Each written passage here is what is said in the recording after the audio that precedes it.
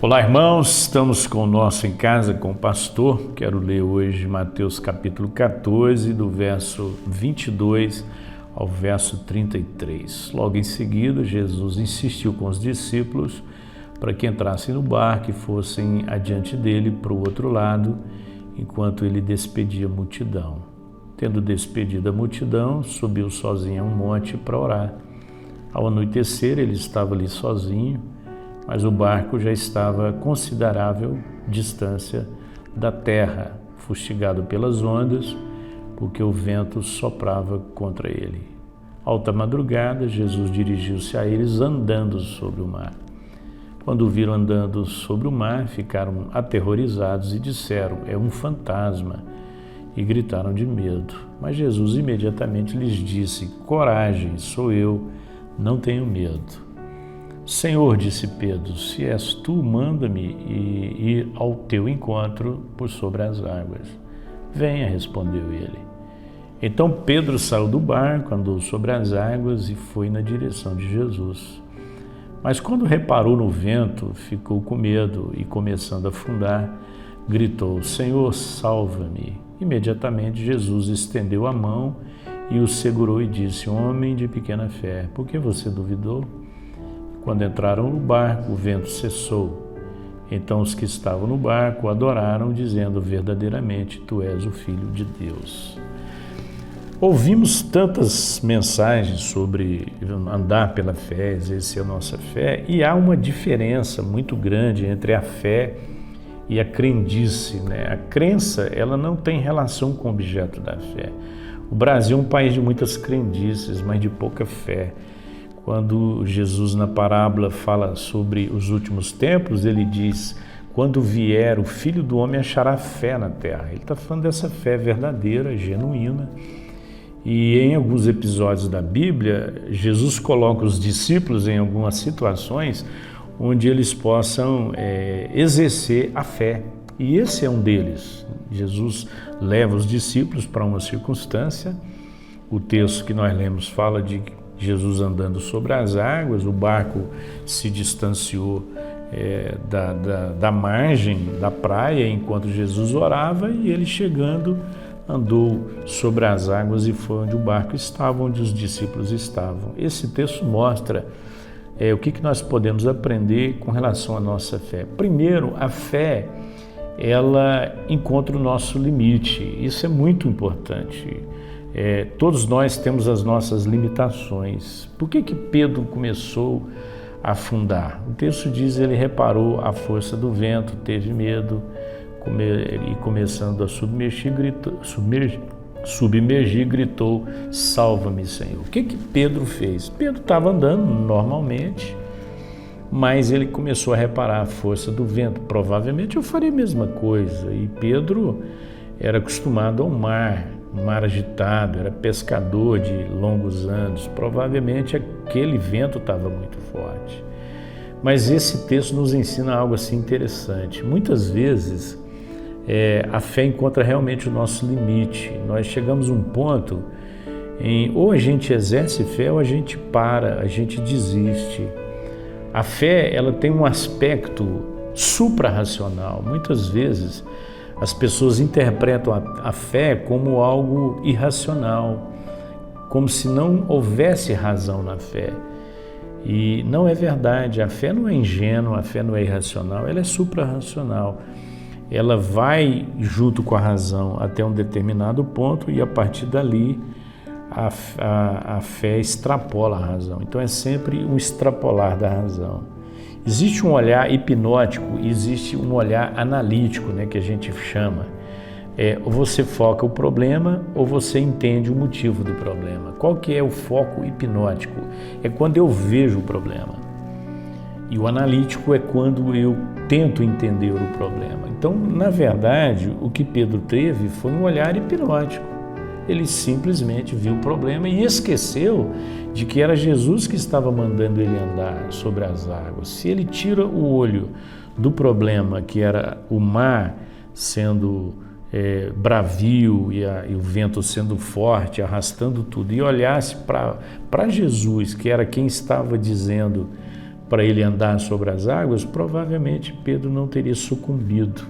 Então, muitas vezes nós sucumbimos na nossa vida porque nós não estamos olhando para Jesus. O texto de Hebreus, capítulo 12, diz que nós devemos desembaraçar de todo o peso e do pecado que tenazmente nos assedia e correr com perseverança, olhando firmemente para o autor e consumador da nossa fé.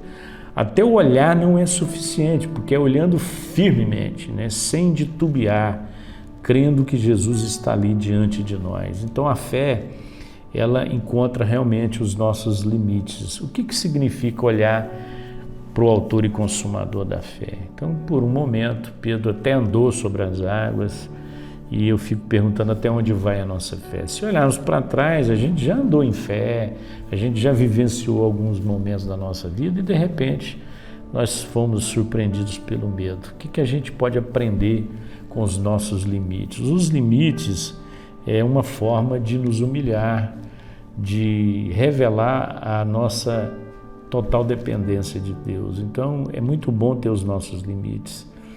É muito bom respeitar os nossos limites, é bom saber onde termina a minha força e onde a força de Deus começa. Essa é a primeira verdade a respeito de exercitar a nossa fé. A nossa fé encontra o nosso limite. Segundo, a nossa fé precisa ser desafiada. Muitas vezes nós somos muito precavidos, tudo que a gente faz é muito medido, muito meticuloso, muito cuidadoso. E isso é importante. Algumas pessoas, elas são irresponsáveis, elas fazem as coisas sem medirem as suas consequências. Mas é preciso tomar cuidado para que esse jeito meticuloso meu não me torne uma pessoa tímida, não me bloqueie, não me limite naquilo que é o desafio que Deus tem para a minha vida. Eu preciso aprender a desafiar minha fé. Muitas vezes eu trabalho com o óbvio, eu trabalho com o que está garantido, mas e o que não está garantido? Aliás, o que está garantido? Então, muitas vezes, quando eu olho para a minha vida, eu lembro de momentos atrás que eu era muito mais desafiado, que eu era muito mais corajoso na minha fé, e parece que o tempo vai passando, a gente vai ficando inseguro, temeroso. Então, de alguma forma, Deus estava ensinando através desse episódio que nós temos que ter uma fé desafiada. Então Pedro falou: Senhor, se és tu que estás andando sobre as águas, manda eu ir também. Ele falou: vem. Então Pedro lança um desafio para Jesus e Jesus devolve o desafio para Pedro. Então, onde que nós estamos sendo desafiados na nossa vida cristã? Por que Deus permite determinados problemas e situações na nossa vida? Para que a nossa fé seja aprimorada. Você nunca vai crescer na fé se você não encarar os desafios. Falamos sobre Davi e Golias domingo passado, e Davi cresceu muito enfrentando aquele desafio com Golias. Ele não saberia até onde ele seria capaz de ir em Deus se ele não tivesse encarado aquele desafio. Então, muitas vezes, nós estamos fugindo dos desafios e Deus está nos empurrando para eles, para que, de alguma forma, possamos exercitar nossa fé e crescer. Então, que Deus nos leve a ter a nossa fé desafiada. E terceiro, a nossa fé precisa ser alimentada. Como que eu alimento a minha fé? Eu uso as experiências que Deus vai permitindo na minha vida. Quando eu falo em alimentar a fé, eu lembro de Jairo, né? Jairo estava com a filha endemoniada. Não, a filha estava enferma, né? Não estava endemoniada, estava enferma. E ele sai com Jesus no caminho e Jesus se direciona para a casa de Jairo, e naquele interim, a mulher de um fluxo, de uma hemorragia já de 12 anos aparece. E ela interrompe aquele processo, e naquele momento Jesus para e socorre aquela mulher. E nesse intervalo, os homens chegam da casa de Jairo, os emissários, dizendo: pode despedir o mestre porque a sua filha já morreu. E aí Jesus olha para Jairo e diz: Jairo, não temas, crê somente. Eu acredito que Deus permitiu aquele episódio, que aquele milagre acontecesse para que a fé de Jairo fosse alimentada. E aquilo que poderia ser um problema, um entrave, tornou-se uma motivação para Jairo. Então, muitas vezes eu preciso recorrer àquelas experiências que eu já vivi com Deus, as intervenções de Deus na minha vida, para que eu possa seguir em frente. Eu preciso alimentar a minha fé. Uma das formas de alimentar a nossa fé é na provação, na nossa luta, quando nós nos dobramos diante de Deus, nós reconhecemos o quanto nós precisamos da intervenção de Deus, e Deus vem de uma forma extraordinária, ou direta ou indiretamente, e age na nossa vida, e aquilo alimenta a nossa fé. A Bíblia diz que a fé vem pelo ouvir, e ouvir a palavra de Deus. Então, alimentar a nossa fé é alimentar-se da palavra. Palavra de Deus que é espada de dois gumes, palavra de Deus que é como um favo de mel, conforme o salmista, palavra de Deus que é perfeita, que é lâmpada para os nossos pés e que é luz para o nosso caminho. Então, muitas vezes nós queremos alimentar a nossa fé com milagres e milagres e milagres, mas a melhor forma de alimentar a nossa fé é pela palavra. A fé vem pelo ouvir, e ouvir a palavra de Deus. Quantas oportunidades você perde deixando de ouvir um sermão, uma aula de escola dominical, uma mensagem em casa com o pastor, comece bem. Tantos pregadores, hoje nós temos privilégios de ouvir tanta gente séria, tanta gente boa, de abrir a nossa Bíblia em tantas versões. Nós temos a nossa Bíblia em tantas versões, temos no papel, temos no nosso iPhone, você tem em várias versões, e muitas vezes você não se alimenta da palavra. Então quero deixar essa mensagem com você, exercendo a nossa fé. A fé, ela encontra o nosso limite, ela precisa ser desafiada, e a fé precisa ser alimentada. Senhor, muito obrigado por mais um Em Casa com o Pastor.